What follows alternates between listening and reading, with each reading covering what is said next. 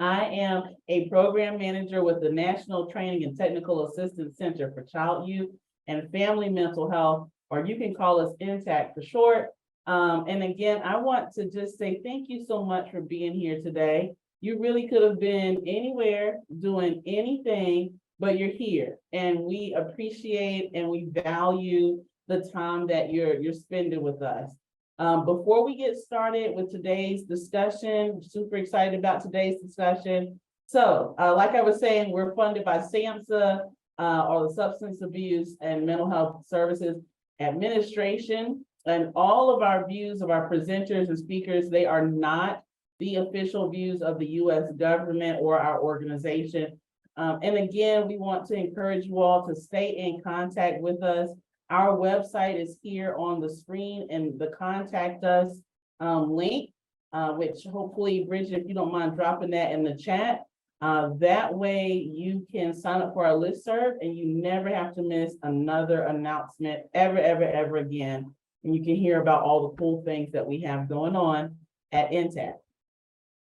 Okay, with that, I am going to pass the mic over to the wonderful and awesome and amazing Evelyn Clark. Oh, thank you, Ashley. I appreciate your welcome as always, getting us pumped and ready. Thank you. So hi, everybody. My name is Evelyn Clark, and I work for Change Matrix. I'm also a partner on the NTTAC Center, and I'm super excited about this topic and our guest of honor today, changing the narrative. So we are going to be talking about innovative strategies for mental health and well-being. And again, I'm Evelyn Clark, and provide racial equity consultation on the center. And I'm a certified peer counselor, and I have practiced in the state of Washington. And so hello, Washington people, thank you for coming. I worked with young people in the community on all different youth serving systems, and then went to the state level, and now I'm here. And so one of the things that I noticed in direct services is that we need more innovative strategies, especially working with youth who identify as Black, Indigenous, or people of color. We know that there's a lot of stigma on mental health, and so there was other ways that we could provide support that was really healing, and we'll talk about that with Javen. And with that, I'm going to have him introduce himself. Thank you. Hello, beautiful people. How are you today? It's 104 people on here. Wow, that's great. I know, right? My name is Javen Pitt. I was originally born in Wisconsin, but my roots are from the South. So shout out to everybody that was from the South. You know what I'm saying? Appreciate y'all showing up. Yes, I'm a Dallas Cowboy fan. We could talk about that in the chat later. We will fight. I will fight y'all. Been a Dallas Cowboy fan since '87. We can go at it. I am a community ambassador. I also work for a nonprofit organization called Community Passageways, where I do critical incident response. I am a mentor and an advocate for men's mental health. And I'm very adamant about being an advocate for men's mental health because it's needed. It's needed more than anything. And so, yeah. Thank you so much. And you're going to hear more about him in just a few slides over. Awesome. So I'm going to start us off this afternoon or later afternoon with a virtual land acknowledgement from Adrian Wong. And then I'm going to also put one through Dr. Tisili Medley around our Black Americans. So let's get started. So since our activities are shared digitally to the internet, let's also take a moment to consider the legacy of colonization embedded within the technology, structures, and ways of thinking we use every day. We are using equipment and high-speed internet not available in many Indigenous communities. Even the technologies that are central to much of the art we make leave significant carbon footprints contributing to change in climates that disproportionately affect Indigenous peoples worldwide. I invite you to join us in acknowledging all of this, as well as our shared responsibility to make good of this time and for each of us to consider our roles in reconciliation, decolonization, and allyship. We also acknowledge that this country would not exist if it wasn't for the free enslaved labor of Black people. We honor the legacy of the African and Black life, knowledge and skills stolen due to violence and white supremacy. While the movement for justice and liberation is building, we are witnessing the power of the people. Many are still being met with violence and even being killed. Please join me in a moment of silence in honor of Black and Indigenous ancestors who have passed and who have paved the way. Thank you.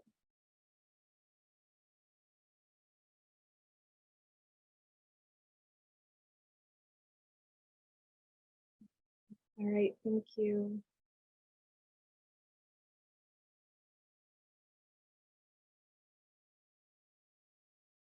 So today's agenda will consist of hearing about Community Passageways, which is an organization that Javen works out of here in Washington State.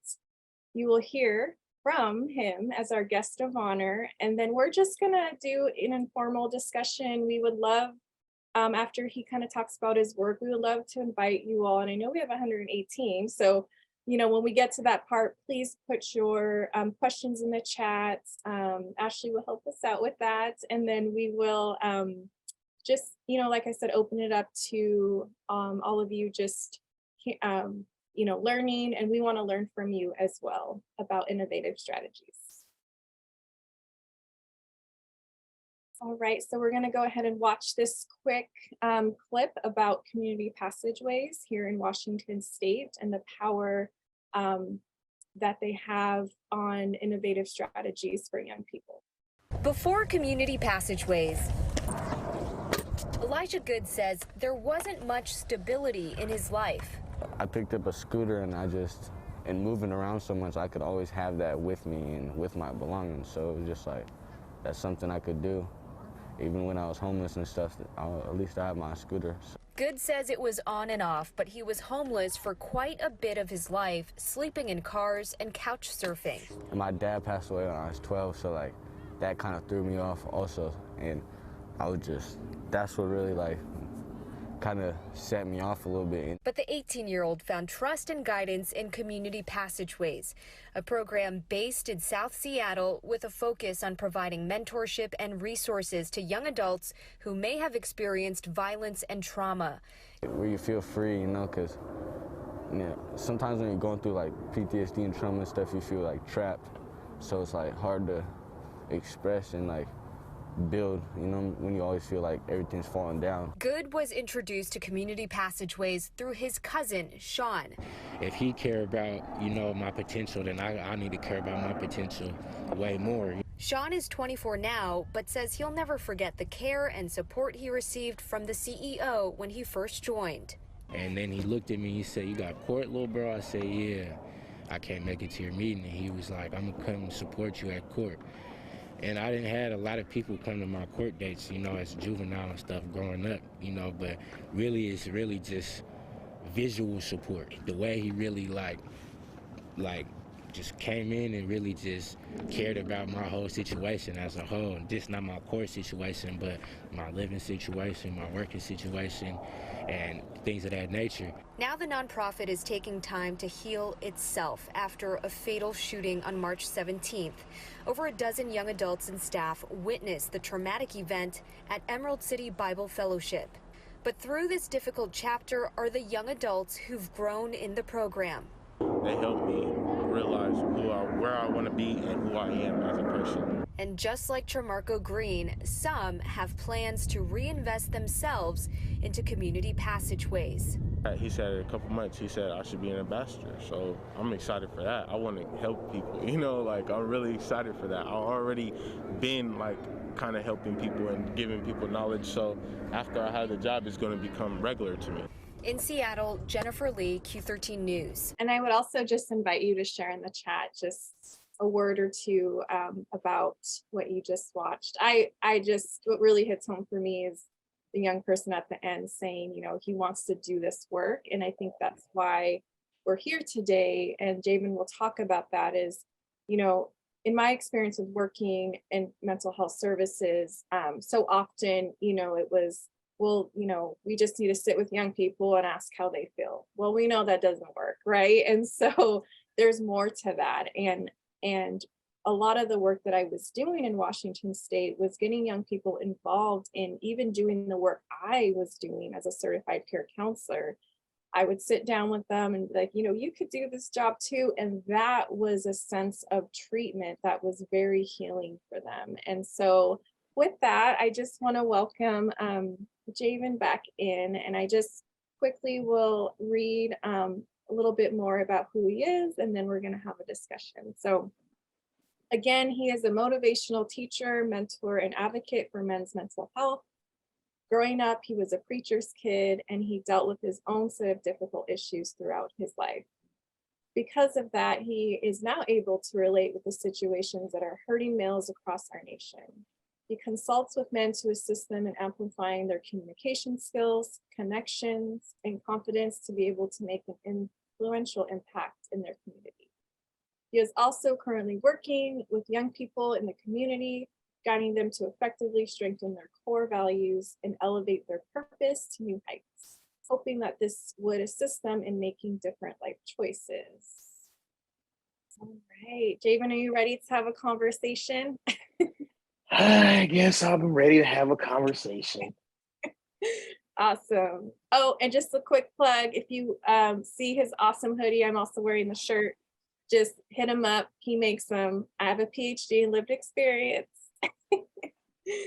All right, so yeah, drop your questions in the chat, and we're just gonna, again, just talk real quick, and then we want to invite you all to have a conversation. So Javen, so in that video, the news clip, it really talks about the work that you guys are doing that is very healing, and the way that you are working with young people in particular brings treatment to a whole different level, right?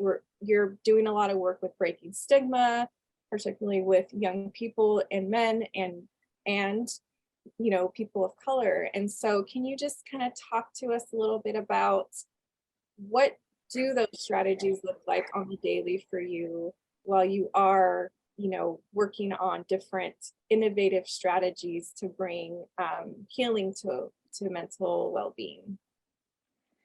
Well, I guess I should start from the beginning, huh? Because unless we plot twist. So growing up, the oldest of five, I'm still a pastor's son, and if anybody know about being a PK in the South,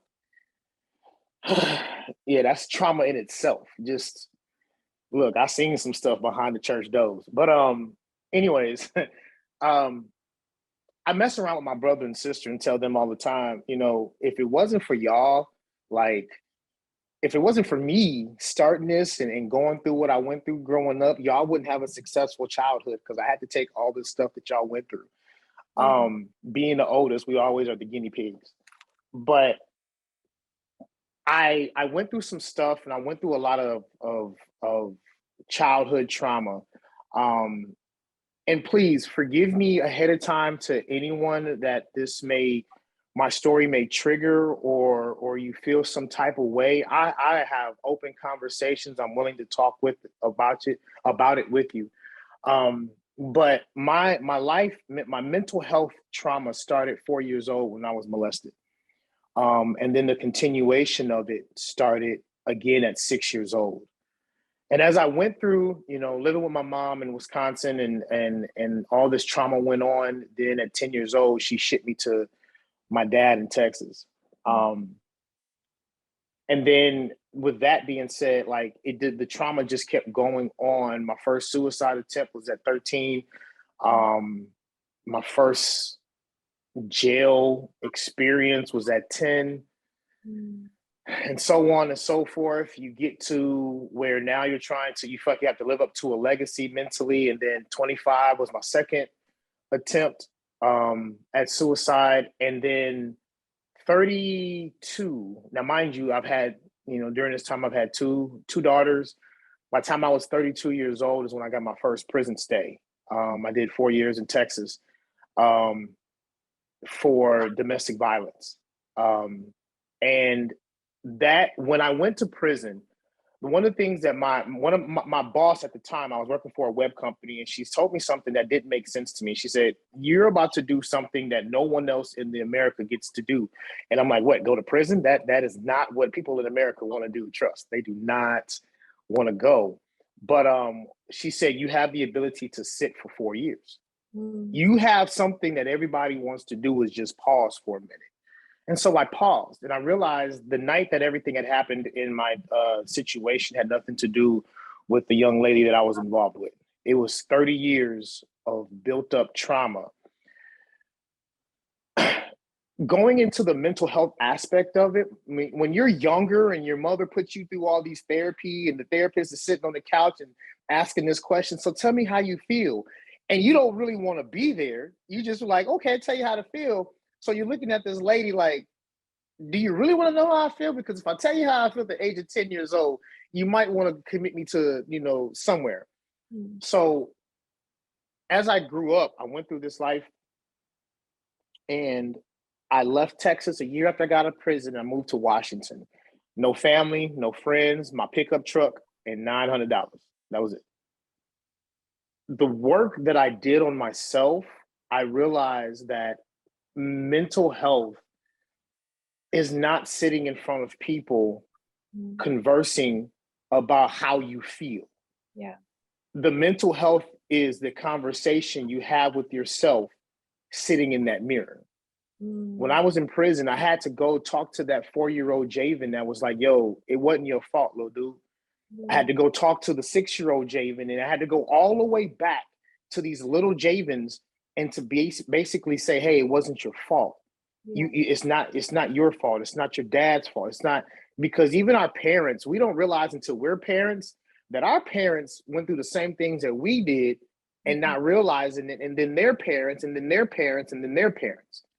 And so once you get to this age bracket, and so my take on, and I say all that to say, when I approach mental health for young adults, my number one job is not to come in with a cape. My number one job is not to come in thinking that, well, I'm going to change you. No, I don't want to change you.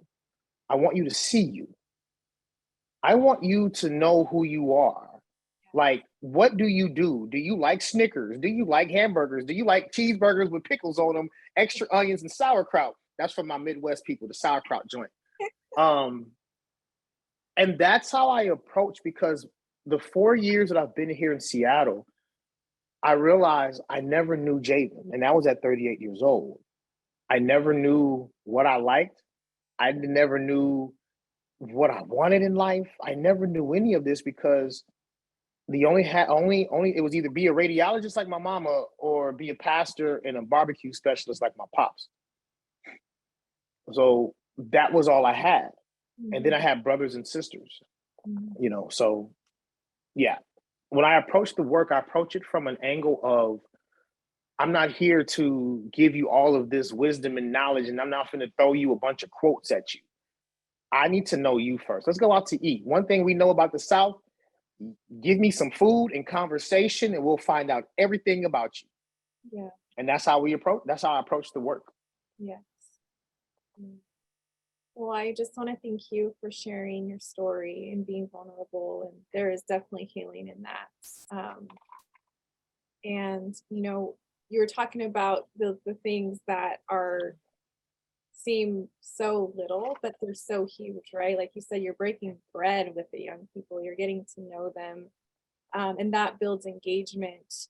Can you kind of just speak to a little bit about, like, I know we watched the video clip that doesn't really say, what you guys are doing in King County around really diverting young people into these further systems that are going to cause more harm and actually disconnect them from mental health services. So what are some of the ways that you guys are, or what are, I guess I should say, what are kind kind of the purpose of the program that you guys are doing and making sure that they get their mental well-being addressed.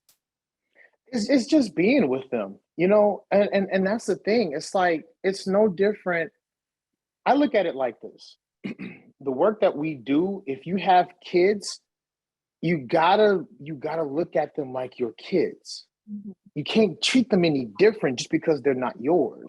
You got to approach them in a reality that they're still kids. You Mhm. know, like, I'm about to be 43, but I still have a mentor because I understand that I ain't been 50 and 60 and 70.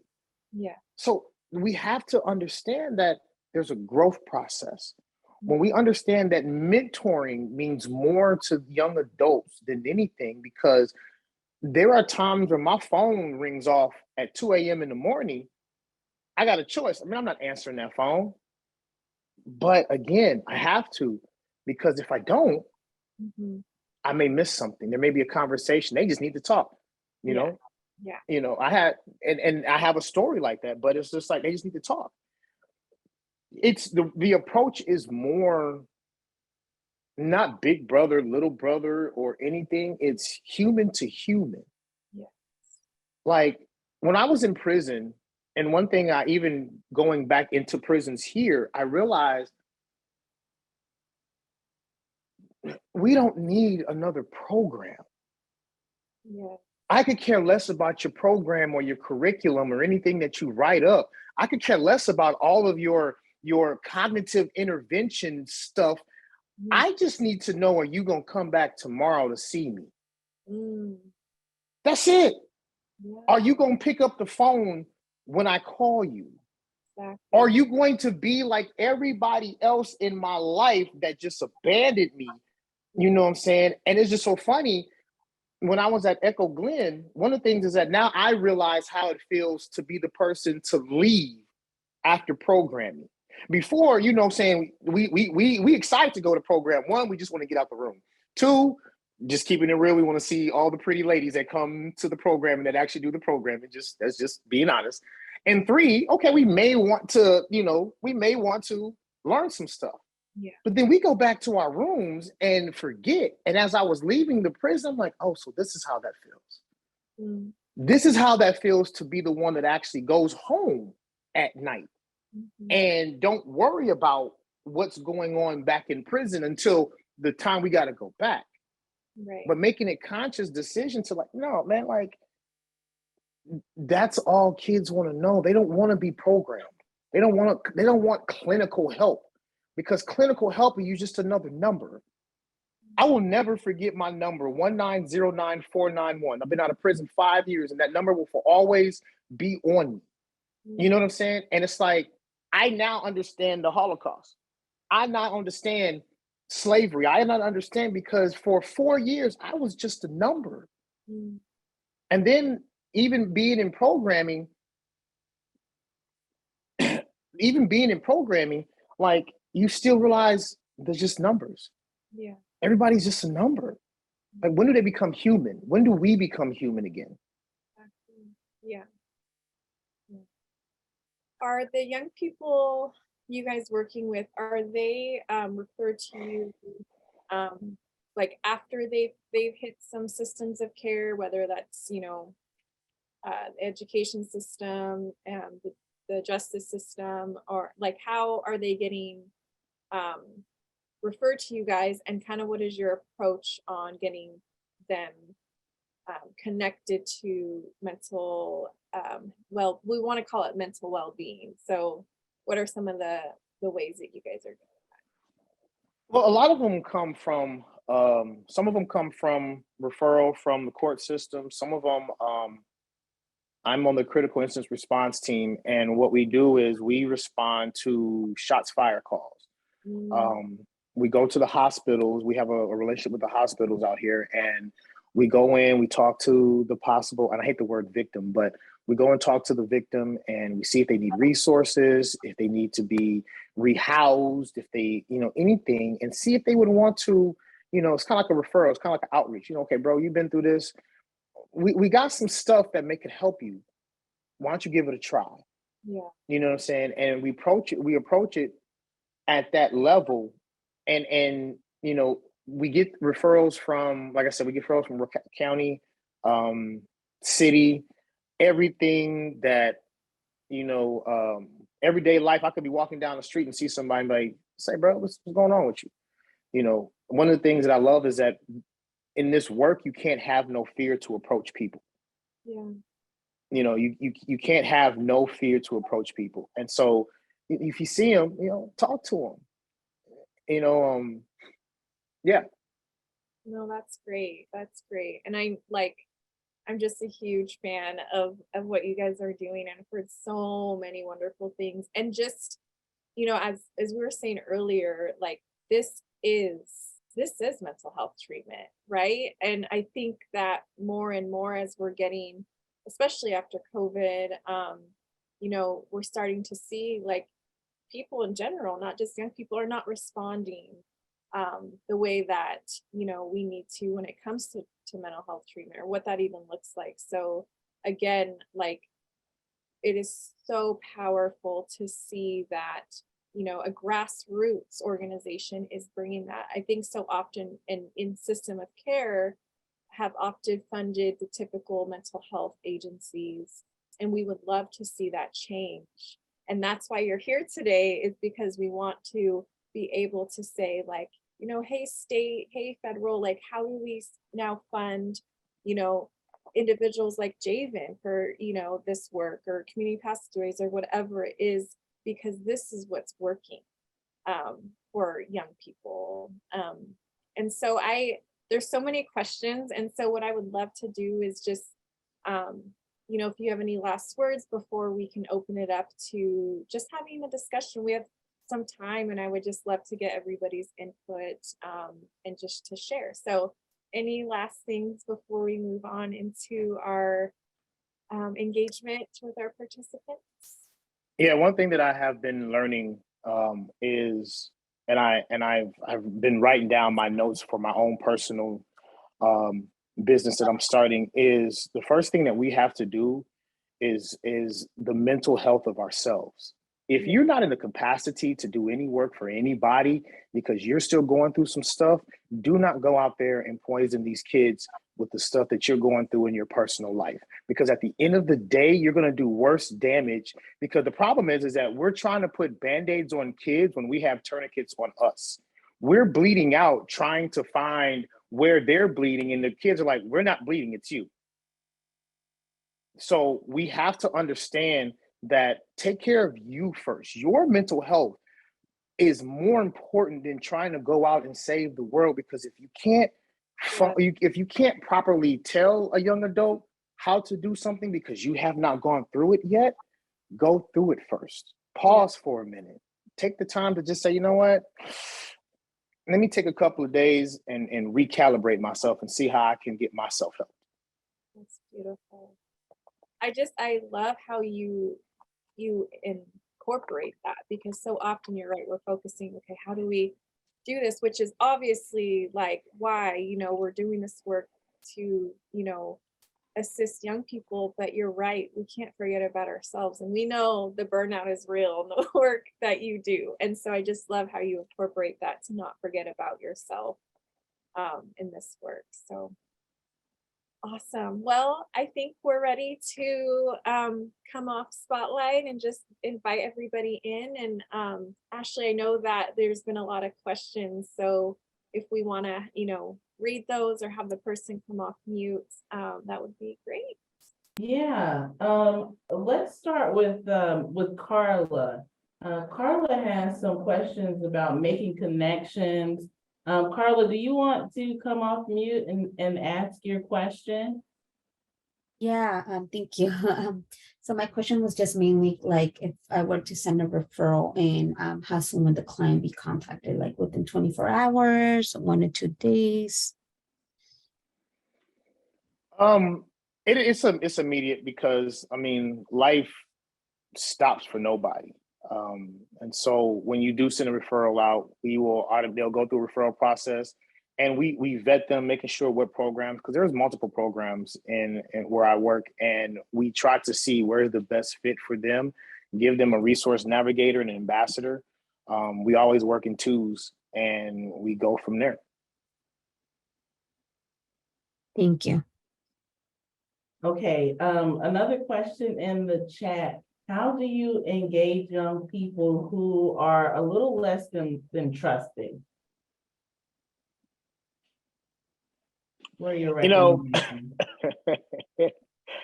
so I tell people all the time, I'm not hood, I'm street. And if anybody know, there is a clear difference between hood and street. I'm just gonna walk up on you. I'm like, bruh, come on now. Like, we not finna do all. I ain't saying you don't trust. And it's just relentless engagement. One of the things that we went to on a trip in Chicago, and that's one of the things they said the most is relentless engagement, relentless engagement, relentless engagement. Like, and you may not get them on day one, but the thing is, we have to understand that it's not a short-term transactional relationship that we're building with these young adults. You know, you have to every day, because it took whatever time frame to get them there. So it's going to take the same amount of time frame to get them to at least trust somebody they totally don't know. So you're going to have to put in some work. You're going to have to check in on them 3 or 4 or 5 times a week. I mean, a day. You know, sometimes it may be daily, sometimes it may be weekly. It's just the capacity. The answer to that question is, do you have the capacity to do that work? Okay, questions are good and they're coming in hot. Okay, so my organization is funded by grants that put an emphasis on data and education classes. Do you have any suggestions to start building a relationship with the kids in our community when we're discouraged from putting our time and effort into things that aren't educational or program based? So the program isn't requiring the work, but they want to do the work. That's an internal conversation you have to have with yourself and the organization, just from what I've learned. Not speaking on behalf on this question, not speaking on behalf of community passageways. That's more of an internal, you know, the program is just getting out there. You know, we can be discouraged, you know, from the work because of, like, I guess because of the programming, but just being in space with them is continually, and that's programming. If we change the way that we view programming, and like we have to open up a curriculum in a book and things of that nature, it's like, it's software. Every software update is not a brand new update. It's just fixing a bug. So if you view it as a program, then you're already blocking yourself from having engagement with the kids who actually could care less about the program. Again, they just want to know that you're there. The programming is in the conversation. The programming is going out to eat. The programming is taking them and playing basketball when you know your knees hurt and you ain't got the jumpers no more. You know, trust. I got a lot of ice packets in my house right now, but it's just we have to change the way that we look at stuff and we view it from a program clinical perspective, and just do the work and just get out there. Think about you at that age. How would you want somebody to approach you when you were that age, when you were going through what you were going through, when you had questions and you couldn't go to your parents? And Pamela, I saw your hand raised. Let me get to this one last question. Julie asked, what would you see as ways to bring youth together in a way that isn't clinical and that isn't programmatic? My question is, what's the age bracket that we're talking about? So, Julie, if you're still on the line and want to come off mute, you're welcome to do so. Julie said 1 through 12. Yes. And yeah, I'm also working down in Texas, so excited to hear your thoughts based on that too. What area in Texas? It's throughout the whole state, but I work in Austin. Okay. First of all, I need to order some Smoky Denmarks. I got to get them hot link sausages. We'll talk about that later. I mean, it's easy, honestly. You give a 1, especially from 1 to 12. I have a 10-year-old, and she teaches me every day. Cake and cookies and fun. That's it. And you will literally watch the layers of distrust. And now, don't get me wrong. Don't give kids cake every day. We're not gonna do that. You know, we can't do that because there's somebody gonna come back to us, and then diabetes and teeth rotting and all that stuff is gonna happen. But just let them be kids. Stop treating the kids like they're in their trauma. Let them be kids. You know what I'm saying? Like, for example, the 6-year-old that shot his teacher in Virginia. One of my friends asked me, it's like, what's justice like that? What you mean justice? Somebody needs to go hug that baby. We're talking about in custody and they were like, how do we approach this as the law perspective? It's a 6-year-old. Somebody go hug that baby. And please do not be the first ones to blame that parents from the jump, because we don't know what that mama been through. We don't know where she at. We don't know if she home alone working and she had to leave the baby by herself and whatever. We don't know. But instead of trying to figure out how to justify justice for that 6-year-old, can somebody just go hug the baby? That's it. Just bring it to somebody go hug that little 6-year-old and figure it out. Because what 6-year-old has that mentality to go pull a gun? And we got to look at it. And I was telling Evelyn this with that perspective. It's our fault that 6-year-old, as a collective, is picking up the gun because of our social media, because of the music, because everything that we do, and we're justifying. We're like, this is how I feel. Okay, but we see that. But just because you feel like that doesn't mean you have the right to put it out, because now you're killing generations of babies. Every day you're killing generations of babies. So to answer that question clearly, just put them together. Put them in a room full of toys and celebrate them. That's it. And do it constantly. Again, not a lot of cake. Maybe some sugar-free cake, something like that. Okay, thank you for that. All right, Pamela, I want to get to you. You had your hand raised. You've been so patient. Thank you, Pamela. You want to come off mute? Yeah, so Javen, that last conversation kind of feeds into mine. When you had said you go to the hospital and you work, you go to talk to, and you just said you don't even want to use the word victim. So that made my question was, when you go to the hospital, who was it that you were going to talk to? Were you going to talk to the shooting victim, or were you going to talk to the shooter? Because I used to have a professor who he did a ton of work, and in any surviving shooters, he would go across country and talk to those shooters to get to what happened, why. And so that's what I was wondering is, would you reach out to both sides? Yes, most definitely. And that's the problem, is that we have to reach out for both sides, because although the person, it's like this, and I'm gonna use me for example. And again, I apologize if this triggers anyone. I was a perpetrator. I did what I did, not because anything was wrong. I was angry. One of the greatest things that Bruce Banner said is to Captain America is like, that's the point, Cap. I'm always angry. At any given point, everybody is angry. So we don't know, because that person that did the shooting, he's a victim, but not receiving the gunshot. That's years of built up for him to feel like he has to do this. This is the only way I'm going to survive. And so what you do is you can't separate the two. Well, he's a perpetrator and he's a victim. No, they both are victims. One is just an actual victim, and one is a long-term victim for years. Thank you. Yes, ma'am. Awesome. Okay, and we have about 15 minutes left. We're going to try to get to as many questions as possible. But I got a feeling like if we want to have this conversation again, maybe Javen will come back. Maybe. We'll see. Okay, so next question from Trisha. What about engaging youth of different races than of your own? What advice would you give there, Javen? This may put me out there.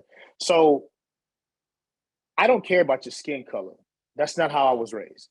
I could care less about what I look at people as God would look at anyone else. I look at them as like, I don't care if you're hurting and I have the ability to help you no longer hurt, I'm coming at you. You know, I'm coming with you. We're gonna walk this out. We're gonna figure it out. You know what I'm saying? I realize that my gift is longevity. I'm gonna walk it out with you because my mentality is that I don't want kids to ever come back to an organization ever again. The next time you come to the organization, you're gonna take me out to eat because you're so successful. That's how I look at that. You know what I'm saying? Like, I don't ever want, like, there should never be that type of thing, you know, and just finding what you stand in. If the person you looking at, if their skin color stops you from approaching them, whether they're Black, white, Hispanic, you know, Native American, then that has nothing to do with the kids. Okay, that was powerful. I just get so caught up, Javen. I love your My bad. response to this. I love it. No, I love it. This is a really powerful question here. I continue to learn that young men of color have often lost important rites of passages through the generations. Have you found some rites of passages that have been helpful to help young boys to become men? I love this question. Me too. Because I love this question because I was sitting at IHOP, and I apologize ahead of time. Apparently, I'm still my daddy's child from a pastor, long-winded. I was sitting at IHOP, and I realized we can't help young men have a rite of passage until we as men understand that we never got a rite of passage. I'm 42 years old, and I don't even remember when the transition from boy to men actually happened. And when you look at that, it's like, yo, wait a minute. So I had to go to my dad and I had to talk to my father and say, hey, why didn't you do such and such and such and such? Then I realized my daddy lost his daddy at 16 years old. And so it's like we continuously, you know, and I realized something, you know how men and women always say men are for Mars, women are for Venus, or men do whatever late in life. I realized the reason why we do late in life because we never taught when we were younger. Because our fathers never taught when they were younger, and then the fathers are beyond that, and it just passed on generations. To understand a rite of passage, you yourself have to know at what point.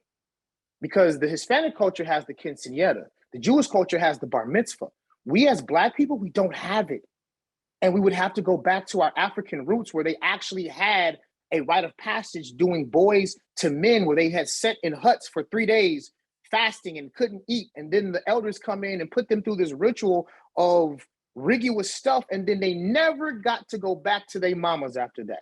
Then they were with the men. They were with the elders after they passed the rite of passage. And that's when they knew I just went from boy to men. No, you know, no disrespect to the Philly team, Philly song, Boys to Men. Great group, you know, I'm just saying, but understanding we as men and we as people have to understand you can't teach a rite of passage until you understand what your rite of passage was. Yeah. And I wanted to uplift Trisha's comment.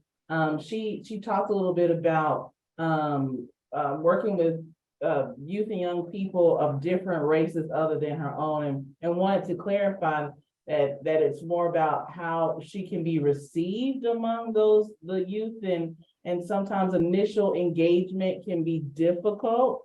And so I just wanted to uplift that comment where she just talked about that initial engagement yeah. The initial engagement part, let's put it this way. Let's use the example of the 12-year-old, you know, or the 6-year-old who there's a reason why he did it. And the initial engagement is just initial engagement, you know, and it's hard, but just a conversation. Our human nature and human DNA responds to, we're going to be resistant at first. But if I keep seeing you come around and keep coming around and I keep coming around, sooner or later, I'm softening. But that initial engagement, no matter who these kids are, is always going to be the hardest, regardless of, and I get it. Sometimes we allow our skin color and people with other skin colors to get in the way.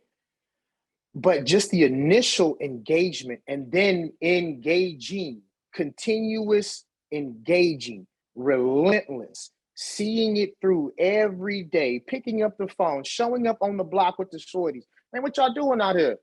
Man, here come this dude, or here come this woman, or here come this. But after a while, one of them will say, I need to see what she's talking about. People in the chat want to know, how do you stay so inspired? What keeps you motivated? One thing I always believe in, one of my good mentors always calls it self-mastery. I'm always reading, I'm always looking, and not only reading and looking, but trying to find ways to apply it. One thing I believe in is learn the lesson, apply the lesson. Once you apply the lesson, then you can actually teach the lesson. The problem is that a lot of times we forget the application part. We'll read books all day long and then try to teach what we read instead of actually applying it first. Process. Everything is about the process. Everything about, you know, the understanding and the process. Yeah. So I mean, it's just life. I mean, life is beautiful. What do you got to be sad for? Like, I know it's raining right now in Seattle, and I'm gonna find a way to go play in the puddles. I love it. I love it. Evelyn, you got your hand raised. Thank you. I wanted to kind of piggyback off of the, Trisha, I think that's super important. And I'm glad you talked about that, because as we know, a lot of the, services out there are predominantly white. And so for me, I will just share quickly, I identify as a woman of color, but I'm also white passing. And so when I was in direct services, I worked primarily with Black and brown young people, because I worked a lot with young people who were incarcerated, and most of them were young men. And so I could only relate so far. I was incarcerated, but I had certain privileges when I was incarcerated, and I was open about that. But what I would do was I would actually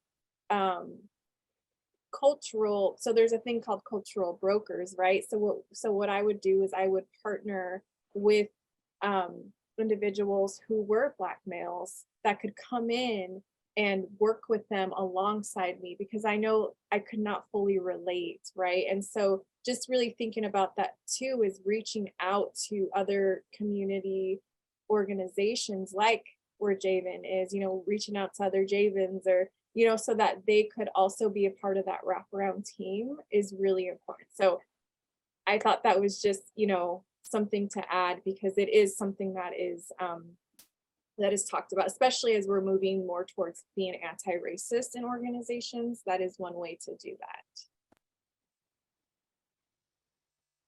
Okay, y'all, can you believe it? An hour went by just that fast. I cannot believe it. And also, can you believe that we have been having sessions like these for the past year and a half, and only had a very small handful of people show up?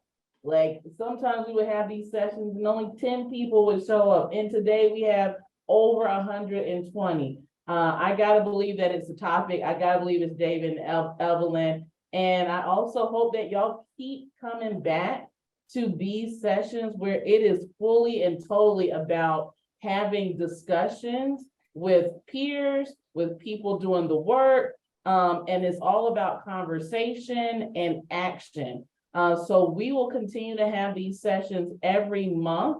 And we'll make sure you sign up on the newsletter so you don't miss the announcements about these conversations. But I also want to let you all know that this month we have a couple of more different webinars around that are coming up. Well, today you're here, but on the 17th, we'll have a webinar on system of care assessment tools that can be used. On the 24th, we're talking about employment services and hiring young people in your organization, and hiring and young youth and young adults. And then we have on May 9th through the 11th, totally free, no cost at all to you, a virtual system of care summit where we will have many different topics around youth and family mental health. We hope that you'll come to that. We'll have the registration link. All the more reason to sign up for our newsletter so you don't miss that announcement. If you have some really cool and incredible things happening in your community, I know that you do. I know y'all are doing some great work, and you'd like to participate in the summit. We encourage you to submit a proposal by January 24th, where you can come to the summit and talk about the incredible things happening in your corner of the world. So follow that link. Bridget dropped it in the chat. Thank you, Bridget. So you can submit a proposal by the 24th. Last but not least, that we are going to send you all a survey after this. We want to hear from you. What topics do you want to hear about next? Maybe you know about somebody that you want to hear from. We'll reach out to them. I have no problem sending emails to people that I don't know and asking them to come and join us in the conversation. So who do you want to hear from? What do you want to hear about? Please take the survey so we can get that topic and that person on the schedule this year. So with that being said, thank you again for being here. Follow us on all the social media sites, and we'll see you soon.